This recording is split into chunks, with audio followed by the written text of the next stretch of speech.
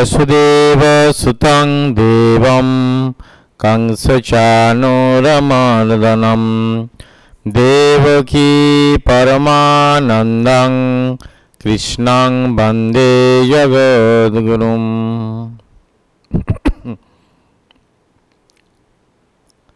আমরা গীতা গ্রন্থটির উপর ধারাবাহিকভাবে বিভিন্ন ছোট ছোট টপিক নিয়ে আলোচনা করছিলাম।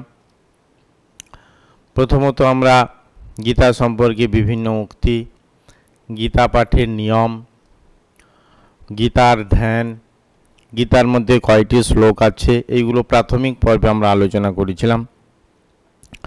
আজকে আমরা যে বিষয়টির উপর অনুধ্যান করব সেটি হচ্ছে গীতা মাহাত্ম্য। গীতার কি মহত্ব আছে সেইটি। এইটি দুটো পর্বে আমরা আলোচনা করব। আজকে তার প্রথম পর্ব।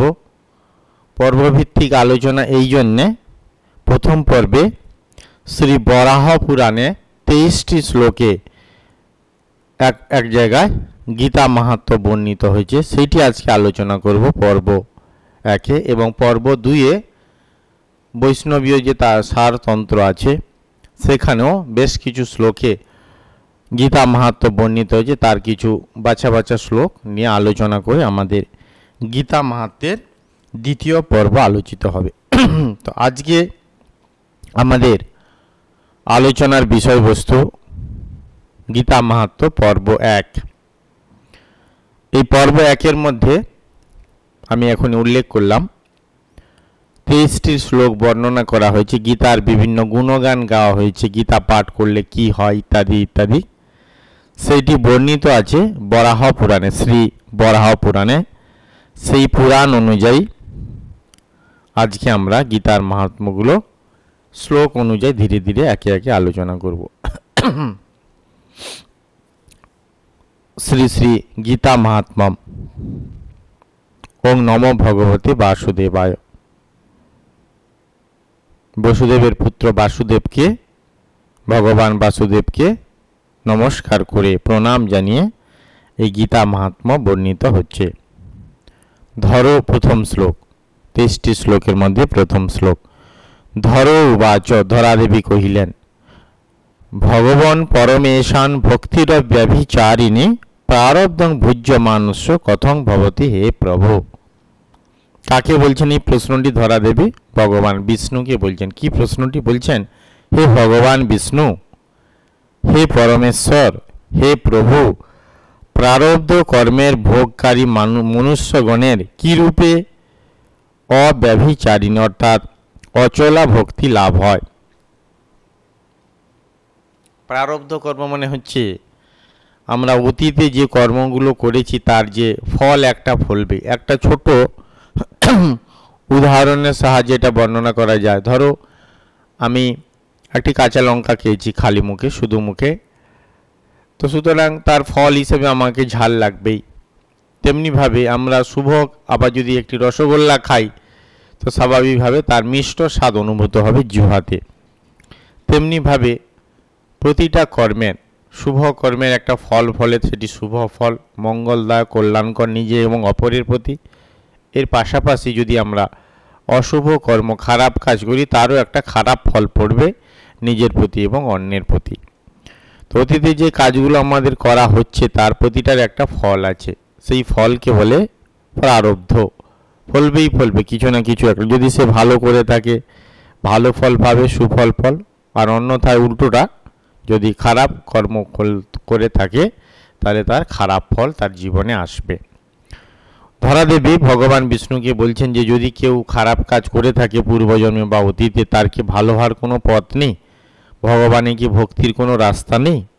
এটি প্রশ্ন। তখন এর উত্তরটা কি দিচ্ছেন ভগবান বিষ্ণু? খুব সুন্দর। শ্রী বিষ্ণু উবাচ, ভগবান বলিলেন, প্রারব্ধং ভুজ্যমানহি গীতাভ্যাসরত সদা সমুক্ত সুখী লোকে কর্মনা নোপলিপ্যতে। কি মানে? বলা হয়েছে ভগবান বিষ্ণু বলিলেন, প্রারব্ধের ভোগকারী সদা গীতা পাঠে নিযুক্ত হইলে ইহলোকে মুক্ত ও সুখী হন, তিনি কর্মে কখনো লিপ্ত হন না। তাহলে ধরাদেবী যে প্রশ্নটি ছিল যে কিভাবে ভগবানের প্রতি অচলা ভক্তি লাভ হয়। তো ভগবান বিষ্ণু তার উত্তরে বললেন যে যদি কেউ গীতা পাঠে নিযুক্ত থাকে, নিরত গীতা পাঠ করে, তার শ্লোক উচ্চারণ করে, তার অর্থ ধ্যান করে, তার আদর্শগুলো জীবনে প্রতিপালন করে, তাহলে কি হয়, এই যে প্রারব্ধ তার কর্মটি কেটে যায়। অর্থাৎ সে যদি অশুভ কাজও করে থাকে তাহলে তার ফল অতটা অশুভ হয় না।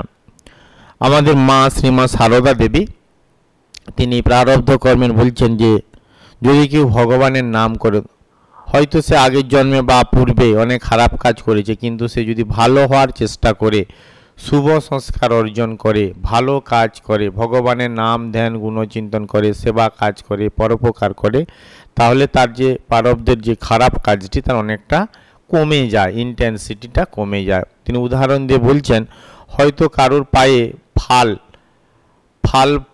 ফাল মানে নাঙলের যে বড় ফাল হয় সেটি পায়ে ফোটার তার হয়তো প্রারব্ধ কর্মের এরকম ছিল, নির্দিষ্ট ছিল, কিন্তু হয়তো সেখানে একটি ছুঁচ ফুটবে, অর্থাৎ তাকে কর্মফলটি ভোগ করতে হবে কিন্তু অনেকটা কম। যেখানে ফাল ফুটলে হয়তো তার পাটা একেবারে রক্তাক্ত হয়ে পাটা বাদ দিতে হতো, কিন্তু সেখানে ছোট্ট একটি ছুঁচ ফুটলে যন্ত্রণা হবে কোনো সন্দেহ নেই, কিন্তু ফাল ফুটলে যে পরিমাণ তার আহত ক্ষত বিক্ষত হতো তার তুলনা অনেকটা কমে যাবে। কখন? যদি সে ভগবানের নাম গুণকীর্তন করে, সৎ পথে আসার চেষ্টা করে, ভালো হওয়ার চেষ্টা করে। ঠিক একইভাবে গীতাতে ভগবান বিষ্ণু বললেন যে প্রারব্ধর কর্ম তার কেটে যেতে পারে যদি সে গীতা পাঠে নিযুক্ত থাকে।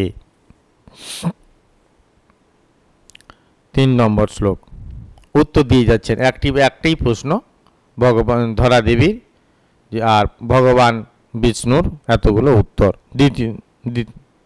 তারপরে দ্বিতীয়ত, মহাপাপাতি পাপানি গীতাধ্যানং করোতি চেত ক্বচিৎ স্পর্শং ন কুর্বন্তি ললিলি দলমম্বুবৎ।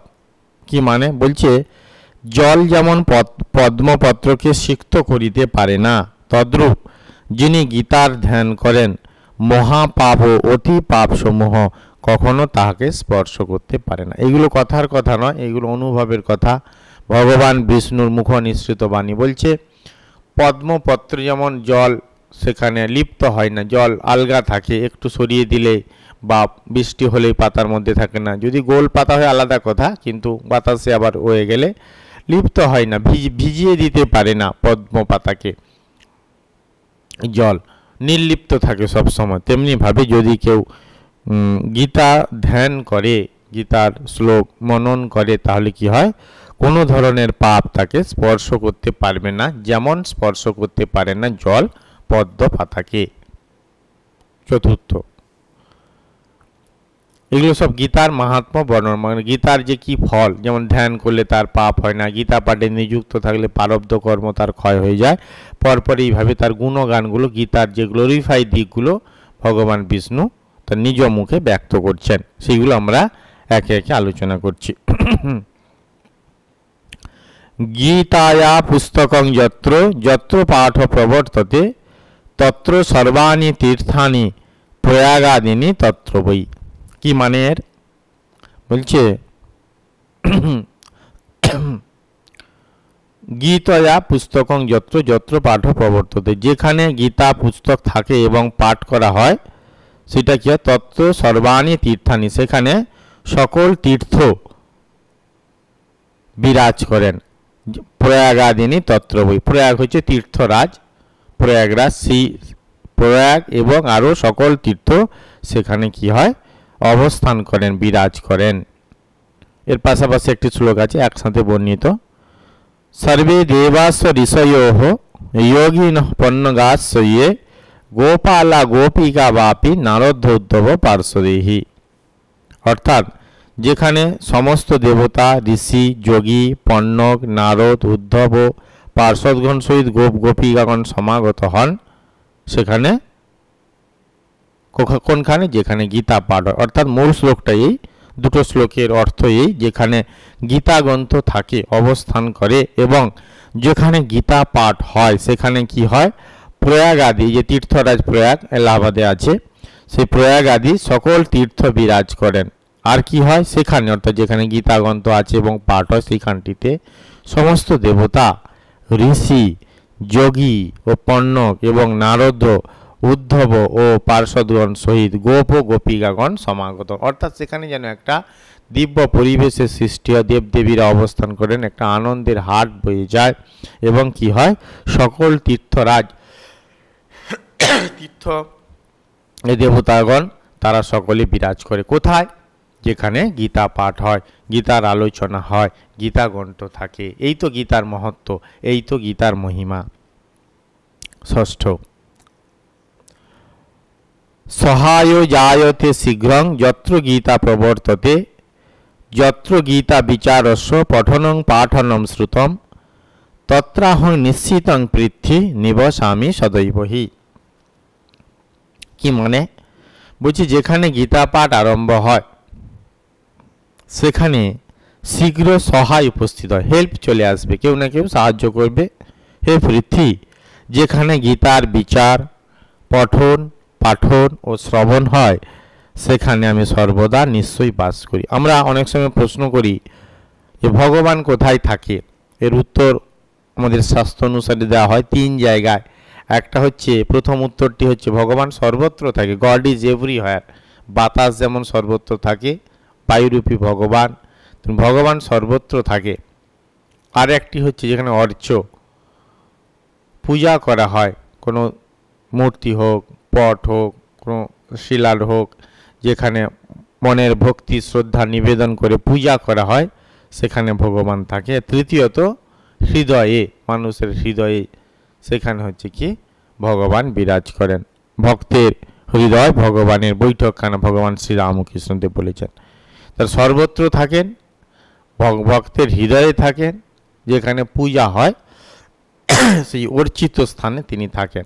এখানে ভগবান বলছেন আমি কোথায় থাকি? বলছি যেখানে গীতা পাঠ হয়, গীতা আলোচনা হয়, গীতা শ্রবণ হয়, তার মনন চিন্তন ধ্যান ইত্যাদি হয়, তুমি নিশ্চিত যেন সেইখানে আমি অবস্থান করি, সেখানে আমি থাকি।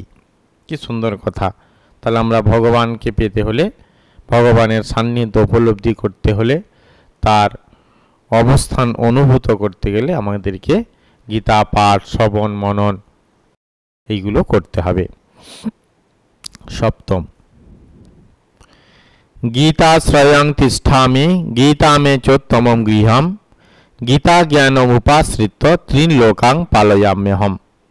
অর্থাৎ আমি গীতার আশ্রয়ে অবস্থান করি, ভগবান বলছেন, এবং গীতা আমার উত্তম গৃহ, এই গৃহে আমি থাকি, গীতারূপ গৃহে আমি থাকি। গীতা জ্ঞান আশ্রয় করিয়া আমি ত্রিলোক পালন করি, স্বর্গ মর্ত পাতাল এইগুলো পালনের জন্য, পালন করবার জন্য যে জ্ঞান লাগে সেই জ্ঞান আমি গীতা থেকে পাই। অর্থাৎ গীতাটা তাঁরই, সেই গীতা জ্ঞান আশ্রয় করে সেখানে যে জ্ঞানের কথা লিপিবদ্ধ আছে সেই জ্ঞান অনুযায়ী আমি ত্রিলোক পালন করি। মানে এতটা পরিমাণ শক্তি এবং জ্ঞান তার মধ্যে নিহিত আছে যে শুধু একটি মাত্র ব্যক্তির জন্য নয়, তিন লোকের জন্য, পুরো পৃথিবীবাসী বা মর্তবাসী, পুরো স্বর্গবাসী, পুরো পাতালবাসী, তাদের যে নিয়ম কানুন সিস্টেম সমস্ত কিছু যেন পালন করেন। ভগবান নিজ মুখে বলছেন যে গীতার জ্ঞানকে আশ্রয় করে। আর তুমি কি জানবে যে তুমি মানে আমরা, আমাদের উপদে উপলক্ষ করে বলছেন যে এখানে তো ধরা দেবীকে উত্তরটা উনি দিচ্ছেন, কিন্তু সকলের জন্যই, যে গীতা আমার উত্তম গৃহ, এখানে আমি থাকি, আর গীতায় আশ্রয়ে, গীতা বইকে অবলম্বন করে সেটা আমি অবস্থান করি। কি গীতার মাহাত্ম্য যে সত্যি সত্যি কত সুন্দর বর্ণিত হয়েছে শ্লোকগুলোর মধ্যে, তা আমরা যত পড়ছি, আলোচনা করছি, তা অনুধাবন করতে পারছি। অষ্টম শ্লোক, গীতা মে পরমা বিদ্যা ব্রহ্মরূপান সংশয় অর্ধমাত্রা স্খরা নিত্যা সহ নির্বাচ্য পদাত্মিকা। কি মানে? বলছেন গীতা আমার ব্রহ্মরূপা পরাবিদ্যা, অর্ধমাত্রা, অক্ষরা, নিত্যা ও অনির্বাচ্য পদাত্মিকা, ইহাতে কোনো সন্দেহ নেই। আমরা যখন বেদ বেদান্ত বা শাস্ত্র এরকম আলোচনা করব সেখানে অনেক সময় এই দুটো বিদ্যার কথা আমাদের উত্থিত হয়ে আসে, একটি পরাবিদ্যা আর একটি অপরাবিদ্যা। পরাবিদ্যা কোনটি? যেটি অনুভূত লব্ধ বিদ্যা, যে বিদ্যাটা অনুভূত হলে মানুষ এই জন্ম মৃত্যু চক্রের হাত থেকে মুক্ত হয়ে গিয়ে অমরত্বের অধিকারী হয়, সেটি হচ্ছে পরাবিদ্যা। অনুভূত লুব্ধ বিদ্যা, এক্সপেরিয়েন্স হবে, তার নিজে অনুভূত হবে, জ্ঞান লাভ হওয়ার পরে তার যে বোধটি হয়, যেমন ভগবান বুদ্ধের নির্বাণ লাভ হয়েছিল, তার ক্ষেত্রে এই নির্বাণ লাভটি হচ্ছে পরাবিদ্যা। তো সেই বিদ্যা তাকে অমর করে তুলবে। আর অপরাবিদ্যা মানে আর জগতের যে জাগতিক বিদ্যাগুলো আছে জগৎ পরিপালনের জন্য, জ্ঞান অর্জনের জন্য, সকলেই বেদ বেদান্ত পুরাণ সেগুলো অপরাবিদ্যা। এখন প্রশ্ন হচ্ছে, যদি উপনিষদ পরাবিদ্যা না অপরাবিদ্যা, এটি একটি প্রশ্ন আছে। যে কেননা বলা হলো যে উপলব্ধ বিদ্যা, সেখানে তো ঋষিদের উপলব্ধির কথাগুলো আছে, তো সেক্ষেত্রে সেটি পরাবিদ্যা না অপরাবিদ্যা? এর উত্তরটি হচ্ছে এই, ঋষিদের কাছে সেটি পরাবিদ্যা। যদি উপনিষদে তো এমনি ছাপানো আছে কয়েকটা কালি, কয়েকটা অক্ষর, তো সেইগুলো যদি আমি একবার পাঠ করি আমার যদি জ্ঞান লাভ না হয়, সেক্ষেত্রে আমার ক্ষেত্রে সেইগুলো পরাবিদ্যা নয়। কিন্তু ঋষিদের কাছে, ঋষিরা তো সে শ্লোকগুলো লিপিবদ্ধ করে গেছে প্রথম অবস্থায়, এখন ছাপাখানার দৌলতে আমরা বই হিসেবে দেখছি, কিন্তু বৈদিক পরম্পরায় ঋষির যে বালকেরা তারা কিন্তু শুনে শুনে, যে কারণে বেদের অপর নাম শ্রুতি, তারা শুনে শুনে মনে রাখতো। তো সুতরাং এই যে তারা যে শুনেছিলেন, শ্রবণ করেছিলেন, যে মেন ঋষি সেও তার অনুভূত হয়েছে, শ্রবণ করেছেন সে মন্ত্রটি। কাউকে আবার ঋষিদের মন্ত্র 10টা বলা হয়, তিনি মন্ত্রটাকে দেখেছেন। যেমন একটা উদাহরণ দেই, বিশ্বামিত্র ঋষি তিনি গায়ত্রী মন্ত্র আবিষ্কার করেছেন। তেমনিভাবে অনেক ঋষি আছে, উপনিষদের বিভিন্ন ঋষি, একটি যে উপনিষদ আছে, আমরা 120টি উপনিষদ পাই, তার মধ্যে প্রধান 11টার উপরে বেশি মান্যতা দেওয়া হয়। আচার্য শঙ্কর তার উপরে ভাষ্যও রচনা করেছেন। তো এই উপনিষদের শ্লোকগুলো, এইগুলো যে ঋষি আবিষ্কার করেছে সেই ঋষির কাছে পরাবিদ্যা, তার জ্ঞান লাভ হয়েছে। কিন্তু সেই উপনিষদ পড়ে যদি কারোর জ্ঞান লাভ হয়, তাহলে তার ক্ষেত্রে সেই জ্ঞান লাভ হওয়ার পরে যে অনুভূতিটি, যে সত্যটি, সেইটি পরাবিদ্যা। যদি না হয়ে গিয়ে থাকে, এমনি রিডিং পড়ি খবরের কাগজের মতো, তাহলে কিন্তু সেইটি পরাবিদ্যা হবে না। অর্থাৎ জগতের যত কিছু বিদ্যা, জাগতিক বিদ্যা, সেগুলো অপরা বিদ্যা হিসেবে ভূষিত হয়। কোনো বিদ্যার দ্বারা যদি আমরা সেই অক্ষর পুরুষকে জানতে পারি, নিত্য পুরুষকে জানতে পারি, জন্ম মৃত্যু চক্রের হাত থেকে বেরিয়ে অমরত্ব লাভের অধিকারী হতে পারি, যে জ্ঞানের দ্বারা, যে বিদ্যার দ্বারা, তাকে বলে পরাবিদ্যা। এখানে ভগবান বিষ্ণু বলছেন শ্রীকৃষ্ণ যে তুমি মনে রাখবে, জানবে যে এই গীতা হচ্ছে পরাবিদ্যা। অর্থাৎ এইটির মাধ্যমে তুমি উপলব্ধি যদি হয় তোমার সাধন ভজনের দ্বারা, ভগবত কৃপার দ্বারা, তাহলে তুমি কিন্তু অমরত্ব লাভের অধিকারী হতে পারবে, এইটি বলছেন। নবম শ্লোক। চিদানন্দেন কৃষ্ণেন প্রোক্তা সম্মুখ তোর্জুনম বেদত্রয়ী পরানন্দা তত্ত্বার্থ জ্ঞান সংযুতা। কি অর্থ এর? বলছে চিদানন্দ স্বরূপ শ্রীকৃষ্ণ নিজ মুখে বেদত্রয় রূপা পরমানন্দা তথার্থ জ্ঞান সংযুক্তা গীতা অর্জুনকে বলিয়াছিলেন। এই যে মহান মূল্যবান উপদেশগুলি যেগুলো গীতা গ্রন্থে লিপিবদ্ধ আছে, যুদ্ধক্ষেত্রে এই সুন্দর কথাগুলো ভগবান শ্রীকৃষ্ণ অর্জুনকে বলেছিলেন। এখানে একটি সুন্দর কথা আছে গীতা সম্পর্কিত, যে যুদ্ধক্ষেত্রের পরে অর্জুন নাকি একবার শ্রীকৃষ্ণকে বলেছিলেন যে প্রভু, তুমি তো আমাকে গীতা উপদেশ করেছিলে, কথাগুলো খুব ভালো, কোনো সন্দেহ নেই, কিন্তু তখন তো আমার মনটা এরকম ছিল না, যুদ্ধক্ষেত্রে নিজের আত্মীয়গুলোকে মারতে হবে, মনটা একটু বিষণ্ণ ছিল, অতটা ফ্রেশ ছিল না। তো তোমার গীতা উপদেশটা আমি সেই মুহূর্তে ভালো করে অনুধাবন করতে পারি না, তা প্লিজ যদি আর একবার বলো, শান্ত মনে আমি স্নান টান করে আসবো, সুন্দরভাবে শুনবো, তা তুমি যদি আর একবার বলো তো খুবই ভালো হয়। তো ভগবান শ্রীকৃষ্ণের উত্তরে বলেছিলেন যে তা হয় না, তখন আমি যোগযুক্ত হয়ে পরমাত্মার সঙ্গে এক হয়ে আমি এই উপদেশটি দিয়েছিলাম, এখন কিন্তু আর হবে না। তো সুতরাং সেই যে যুদ্ধক্ষেত্র হলেও পরমাত্মার সঙ্গে যুক্ত হয়ে ভগবান শ্রীকৃষ্ণ যে উপদেশগুলো দিয়েছিলেন, এটি অত্যন্ত মূল্যবান, সেগুলো অর্জুনকে বলেছেন। দশম শ্লোক। जो अष्टादश जपेन नित्यं नरो निश्चल मानसः জ্ঞান সিদ্ধিং স লভতে তত জাতি পরং পদম।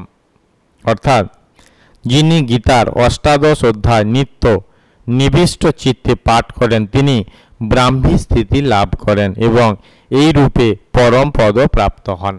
এই যে অষ্টাদশ অধ্যায় মহাভারতের ভীষ্ম পর্বে যে অষ্টাদশ অধ্যায় লিপিবদ্ধ আছে গীতা, তার মধ্যে তিনি যদি কেউ প্রত্যহ সেইগুলো পাঠ করেন তাহলে কিন্তু তিনি ব্রাহ্মী স্থিতি, ব্রহ্মে যে তার স্থিতি, মন স্থির হয়ে থাকবে, অতি উচ্চ আধ্যাত্মিক অনুভূতি সেটি তিনি লাভ করবেন। এইভাবে কি হয়, পরম পদ, ভগবানের যে পদ, শ্রেষ্ঠ পদ তিনি প্রাপ্ত হন, লাভ করেন।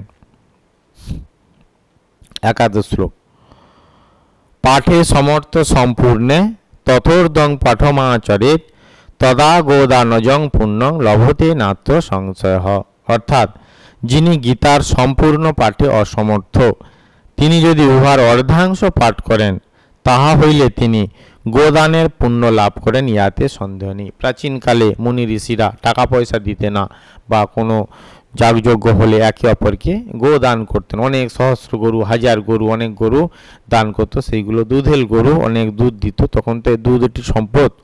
তো সুতরাং এইটি দান করার ফলে প্রচুর পুণ্য লাভ হতো। বলছে একই পুণ্য লাভ হবে যদি সে গীতার, হয়তো তার সময় নেই, সময় অভাব, তাকে সাংসারিক অনেক কাজ করতে হয়, কিন্তু কোনো ভগবান তাতে কম্প্রোমাইজ করছেন, মানে ঠিক আছে অসুবিধা নেই, কিন্তু তার যদি অষ্টাদশ অধ্যায় না করে হয়তো নবম 9টা অধ্যায় সে পাঠ করলো, তাতেও কি হবে না, গোদানের যে পুণ্য তার একই পূর্ণ ইকুয়াল যে পুণ্য লাভ করতে পারবে গীতা পাঠের দ্বারা। এখানে ভগবান বিষ্ণু সেই কথাই বলেছেন। 12 ত্রিভাগং পঠমানস্তু গঙ্গা স্নানং ফলং লবেত ষোড়শং জপমানস্তু সোমযাগ ফলং লবেত। মানে কি বলছে, গীতার 1/3 পাঠে যদি কেউ 6টা অধ্যায় পাঠ করে তাহলে কি হয়, গঙ্গা স্নানের ফল লাভ হয়। গঙ্গা স্নান করলে যে পুণ্য ফল লাভ হয় সেটি না করলেও হবে যদি কেউ নিবিষ্ট চিত্তে একাগ্র মনে গীতার অন্তত 6টি অধ্যায় পাঠ করে এবং 1/6 পাঠে সোমযাগের ফল লাভ। এই সোমযাগ একটি বৈদিক যাগ, বৈদিক অনেক যাগযজ্ঞ আছে, তার মাধ্যমে যে কর্মকাণ্ডের যে কথাগুলো উল্লিখিত আছে সরাসরি সে বিরাট ফল লাভ হয়, স্বর্গ লাভ, আরও ধন সম্পদ লাভ, দীর্ঘায়ু হওয়া, নানা রকম সব তার ফল আছে। তো সেই জন্য যাগযজ্ঞ করতেন প্রাচীনকালে।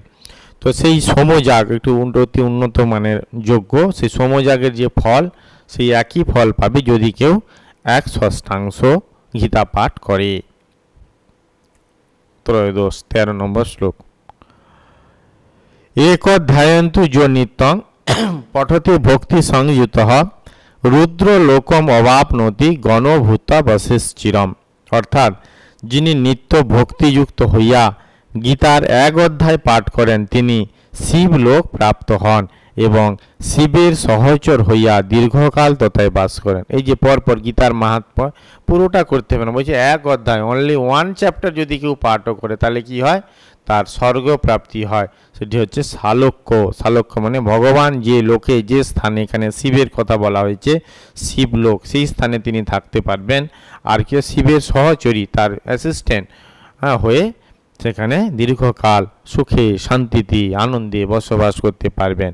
কিভাবে পারবেন, যদি সে গীতার অন্তত অ্যাটলিস্ট 1টা চ্যাপ্টার ও 1টা অধ্যায় নিবষ্ট মনে ভক্তিযুক্ত হয়ে পাঠ করে। তাহলে এই না গীতার মাহাত্ম্য। এটা শুনে মনে হচ্ছে সত্যি সত্যি গীতা যেন পড়ি, জানতামই না যে গীতা পড়লে এত কিছু হয়। তো সেখানে গীতা মাহাত্ম্য ভগবান বিষ্ণু এই কথাগুলো বলছেন। 14 নম্বর শ্লোক।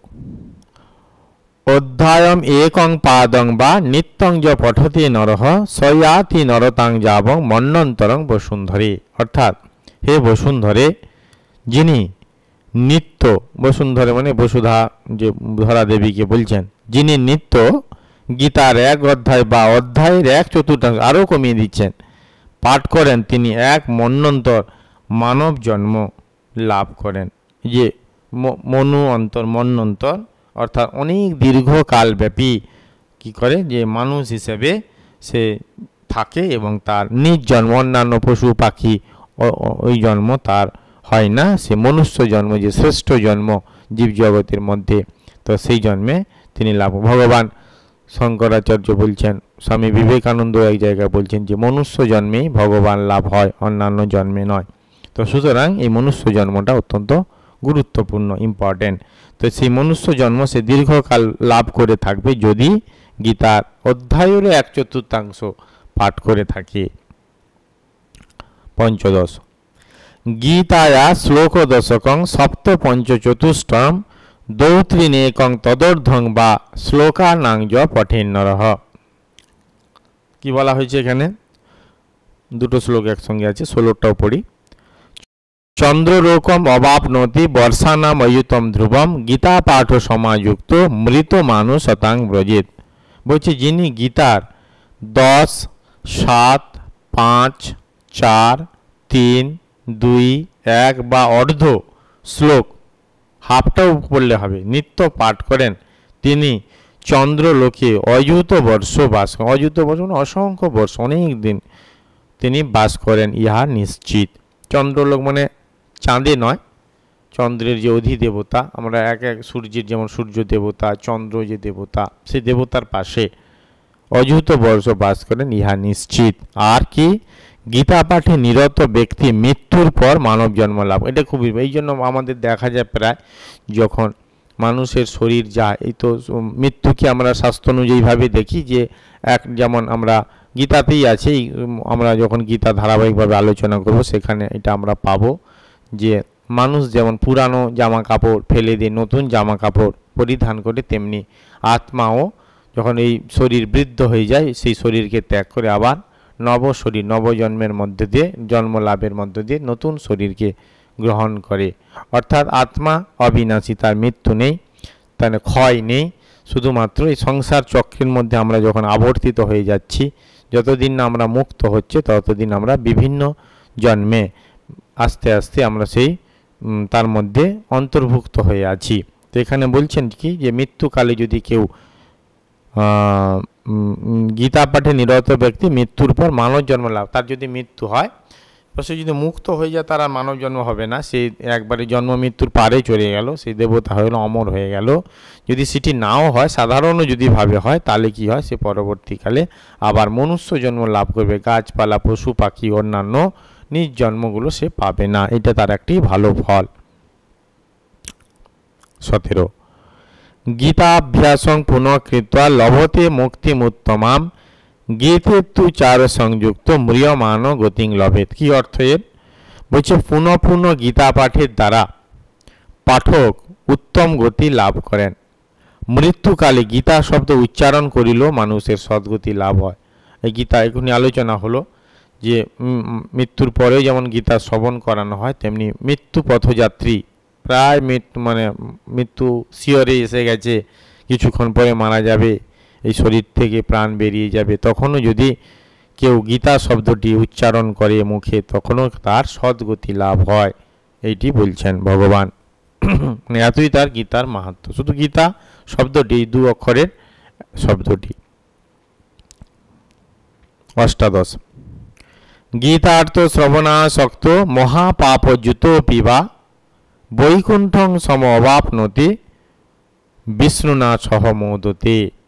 অর্থাৎ গীতার ব্যাখ্যা শ্রবণে অনুরক্ত ব্যক্তি মহাপাপী হইলেও বৈকুণ্ঠ লোকে গমন করিয়া ভগবান বিষ্ণুর সহিত আনন্দে বাস করেন। সে হয়তো খারাপ কাজ করেছে, মহাপাপী, কিন্তু সে যদি গীতা পাঠ শ্রবণ করে তাহলে তার কি হয়, সে বৈকুণ্ঠে গিয়ে, স্বর্গে গিয়ে ভগবান বিষ্ণুর সাথে সে কি করে, আনন্দে বিরাজ করে, আনন্দে বসবাস করতে পারে। তাহলে একটা পথ আছে যে আমি কখনো যদি কোনো সময় একটা খারাপ কাজ করে থাকি, সেই পাপ আমাকে সারা জীবন একবারে লিপ্ত রাখতে পারবে না, তার একটা উপায় আছে। কি উপায়? যদি আমি গীতা শ্রবণ করি, গীতা পাঠ করি, গীতা অনুধারণ করি, চিন্তন করি, তাহলে যেমন প্রারব্ধ কর্ম কেটে যায়, সেই আমার পাপ টাপগুলো ক্ষয়ে গিয়ে যেমন মানে আমাকে লিপ্ত করতে পারবে না, জল যেমন পদ্মপদ্মকে পারে না, তেমনিভাবে সেগুলো আমি মুক্ত থাকবো সেই পাপ থেকে। আর কি হব না, বৈকুণ্ঠে স্বর্গে ভগবান বিষ্ণুর সহিত আনন্দে ভগবানের সহিত দেবতাদের সহিত থাকতে পারবো যদি আমি গীতা পাঠ শ্রবণ করি। সাধারণ তো কথাই নি, মহাপাপী হইলে তাদেরও, অর্থাৎ গীতার এত তার সুনাম মহিমা আছে। 19 গীতার্থ ধায়তে নিত্যং কৃত্বা কর্মাণি ভূরি সহ জীবন মুক্ত স্ববিজ্ঞেয় দেহান্তে পরমং পদম। অর্থাৎ বহু কর্ম করিয়াও যিনি নিত্য গীতার গূঢ়ার্থ ধ্যান করেন তাহাকে জীবন মুক্ত বলিয়া জানিবে, দেহান্তে তিনি পরম পদ প্রাপ্ত হন। বেঁচে থাকতে থাকতে তার মুক্তি লাভ ঘটে, জীবন মুক্তর লক্ষণ বিভিন্ন আমাদের বেদান্ত শাস্ত্রাদিতে আছে। যে সে স্বাভাবিক মানুষের মতো খাওয়া পড়া ঘুমানো এগুলো করলেও সে তার মুক্তি লাভ করেছে যখন তার দেহ চলে যাবে। এখানে যেমন বলছেন দেহান্তে দেহ চলে যাওয়ার পরে তার পরম পদ প্রাপ্ত হয়, কিন্তু তার আগেও তিনি জ্ঞান লাভ করেন। জীবিত অবস্থায়ও তাকে জীবন মুক্ত বলে। এটি কীভাবে সম্ভব? যদি সে গীতার গূঢ়ার্থ ধ্যান করেন, অর্থাৎ ঠিকভাবে সত্যভাবে যখন তাতে আবিষ্ট হয়ে যাবে, তৈলধারাবৎ তাকে যখন এখন একাগ্র হয়ে যাবে, তার সেই ফলটি লাভ হচ্ছে জীবন মুক্ত হওয়া। বেঁচে থাকতে থাকতে সে মুক্তি লাভ করবে এবং দেহান্তে তিনি পরম পদ প্রাপ্ত হবেন। 20 আর 3টে শ্লোক আছে, দিলে শেষ করব। গীতামাশ্রিত বহব ভূভুজ জনকাদয়ঃ নির্ধূত কলমষা লোকে গতাস্তে পরমং পদম। অর্থাৎ গীতা আশ্রয় করিয়া জনকাদি বহু রাজগণ ইহলোকে পাপ মুক্ত হইয়া পরম গতি প্রাপ্ত হইয়াছেন। তাদের পাপ তেমন কিছু নয়, কিন্তু অজান্তে বা আরও বহু পূর্ব জন্মে যদি কিছু খারাপ কাজ হয়ে গিয়ে থাকে, তারা কি করেছে না গীতাকে আশ্রয় করিয়া তার স্মরণ মরণ চিন্তন অনুধ্যান ইত্যাদি করে জনক রাজা, সীতা দেবী যিনি বাবা জনক, ওই জন্য সীতার অপর নাম জানকী। তো সেই জনক রাজা তার অনেক সুনাম আছে, ভগবান শ্রী রামকৃষ্ণ দেব নানা শাস্ত্রে তার কথা বর্ণিত করা আছে। জনক রাজা অতি উন্নত, তিনি মানে মহর্ষি রাজর্ষি ইত্যাদি। তো সেই জনক রাজা তিনি অনেক যে ইহলোকে এই জন্মে পৃথিবীতে পাপ মুক্ত হইয়া কি করেছিলেন, পরম গতি প্রাপ্ত। যখন পরম গতি আমরা প্রাপ্ত হব তার আগে মনটি বিশুদ্ধ হতে হবে, ওই জন্য পাপ মুক্ত হয়ে গেছিল, ক্লিয়ার হয়ে গিয়েছিল সব কিছু। তারপরে তিনি ভগবানকে লাভ করেছিলেন শুধুমাত্র গীতাকে আশ্রয় করিয়া। 21 গীতয়া পঠনং কৃত্বা মাহাত্ম্যং নৈব য পঠেৎ বৃথা পাঠো ভবেৎ তস্য সময় এব হি উদাহৃতঃ। এখানে বলা হয়েছে গীতা পাঠ করিয়া যিনি গীতা মাহাত্ম্য না পড়েন তার গীতা পাঠ বৃথা হয়, শ্রম মাত্র ফল এইরূপ কথিত হয়েছে। অর্থাৎ গীতা মাহাত্ম্য পড়তে হয়, এইটি বলা হলো। গীতা পাঠের পরে এই যে 23টি শ্লোকে বর্ণনা আছে সেটি পড়তে হয়। 22 এতদ মাহাত্ম্যম সংযুক্তং গীতাভ্যাসং করোতি যহ স তৎফলম অবাপ্নোতি দুর্লভাং গতিম আপনুয়াৎ। বলছি যিনি গীতা মাহাত্ম্যযুক্ত, যিনি এই মাহাত্ম্য সংযুক্ত গীতা পাঠ করেন, তিনি সেই পাঠের ফলস্বরূপ দুর্লভ গতি প্রাপ্ত হন। যেই গতিগুলো সহসা পাওয়া যায় না, অনেক সাধন ভজনের দ্বারা হয়তো ভগবত কৃপার দ্বারা সেরকম গতি লাভ হয়, সেই গতি অনায়াসে পেতে পারে সেই বা তিনি যদি কেউ গীতা পাঠের সাথে এই গীতা মাহাত্ম্যটিও পাঠ করেন। লাস্ট শ্লোক গীতা মাহাত্ম্যের, এইটি বলে আমাদের আলোচনা আজকে শেষ করব। সুত বলিলেন মাহাত্ম্যম এতদ গীতয়া ময়া প্রক্তং সনাতনম গীতান্তে চ পঠেৎ যস্তু যদুক্তং তৎ ফলং লভেৎ। কি মানে? বলছি এই সনাতন গীতা মাহাত্ম্য আমার দ্বারা কথিত হইল, যিনি গীতা পাঠের পরে গীতা মাহাত্ম্য পাঠ করেন তিনি যথোক্ত ফল লাভ করেন। ইতি শ্রী শ্রী গীতা মাহাত্ম্যম সমাপ্তম। এইভাবে গীতা মাহাত্ম্যের সমাপ্ত হইল। তাহলে আমরা গীতা গ্রন্থটি সম্পর্কে যে প্রথম আলোচনাগুলোতে জানলাম যে এটি অষ্টাদশ অধ্যায়ে 700-রও বেশি শ্লোক আছে, সেখানে ভগবান শ্রীকৃষ্ণেরই বেশি উপদেশ আছে, অর্জুনের কথা আছে, ধৃতরাষ্ট্রের কথা আছে, সঞ্জয়ের কথা আছে। এই যে বৃহৎ গ্রন্থটি, সুন্দর যে গ্রন্থটি যাকে উপনিষদের সার বলা হয়েছে, সেই গ্রন্থটি আমরা যখন পাঠ করব তার পাশাপাশি গীতা মাহাত্ম্য, গীতার গ্লোরিফাই দিক, তার মহত্বের দিক, তার মহিমময় দিকগুলো ভগবান শ্রীকৃষ্ণ বিষ্ণু তার নিজ মুখে বললেন যে কত কি হয়, কত তার সুফল আছে গীতা পাঠ করলে, সেইগুলো আমরা আজকের এই গীতা মাহাত্ম্যের প্রথম পর্বে আলোচনা করলাম। এই প্রথম পর্বটা বললাম শ্রী বরাহ পুরাণ থেকে 23টি শ্লোকে নিবদ্ধ। পরবর্তীকালে গীতা মাহাত্ম্যের দ্বিতীয় পর্ব আমরা আলোচনা করব। সেই পর্বে আমরা বৈষ্ণবীয় তন্ত্র সারে যে গীতার মাহাত্ম্য বর্ণিত হয়েছে সেখানে অনেকগুলো শ্লোক আছে, তার মধ্যে বাছা কিছু শ্লোক নিয়ে আমরা গীতা মাহাত্ম্যের দ্বিতীয় পর্ব আলোচনা করব। আজকে এইখানে গীতা মাহাত্ম্যের প্রথম পর্ব আলোচনা সমাপ্তি হলো। ভগবান শ্রীকৃষ্ণের চরণে ভক্তিপূর্ণ প্রণাম জানাই। তিনি আমাদের সদ্গতি সৎমতি দান করুন। ओम शांति शांति शांति। हरि ओम तत्सत्। श्री रामकृष्णार्पणमस्तु।